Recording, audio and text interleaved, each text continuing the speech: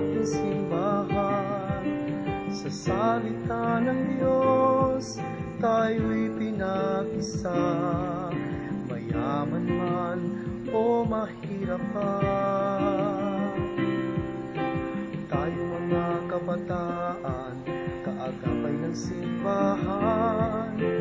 Tungo sa pagbabago, kaunlaran at kapayapaan, gamit ang salita ng Diyos na ating panlaban. Huwag tayong matakot dahil si Kristo ay nandiyan.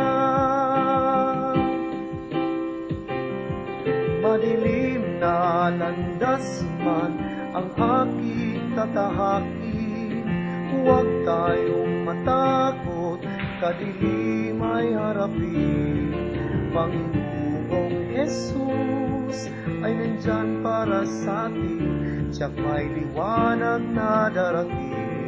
Basta't si Kristo ang sambitin, at salita niya'y dalhin sa ating piling.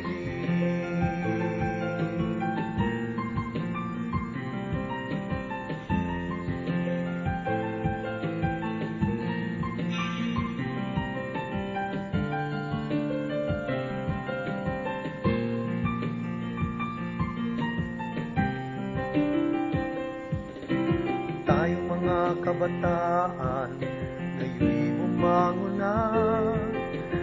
Ang salita ng Diyos ay ating dalhin sa iba, upang liliwanagin ang mundo nila.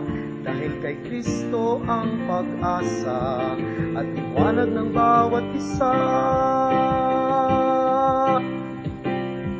Madilim na landas man ang aking tatahakin, huwag tayong matakot, kadilim ay harapin. Panginoong Jesus ay nandyan para sa atin, tiyak may liwanag na darating. Basta't si Kristo ang sambitin, salita niya'y dalhin sa ating piling.